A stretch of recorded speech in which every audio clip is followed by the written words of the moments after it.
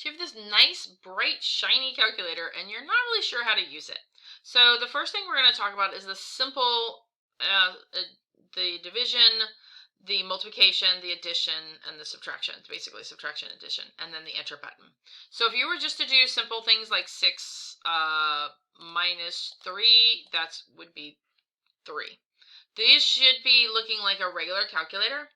The ones that are going to be a little bit harder is if you are doing a negative or you're doing decimals. Like, what are you doing with this? First of all, if I'm looking at an equation, something like this, I cannot put in like 3x plus 5, okay, or whatever, because it's going to give me an arbitrary number for x. So that's not going to be the correct answer. So I'm not really sure what number you'd pick, but that's where x, by the way, the variable x is for when we do later stuff. But for the simple stuff, like say you want a decimal, so say we have to add two decimals together, like these two right here. We're going to look at these two.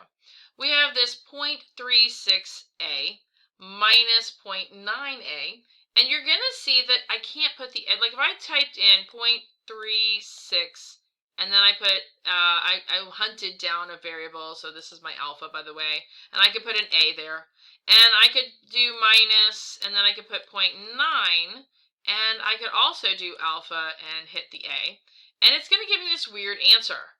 By the way, that's not correct. Please don't do that. Don't put the variables in there. I want you to get used to realizing that you have to figure out the problem, and you have to figure out what you're adding. And in this case, you're adding just the coefficients. So we're going to take 0.36 and we're going to subtract it from 0.9. And we get negative 0.54, because it is a negative, because 0.9 is bigger than 0.36.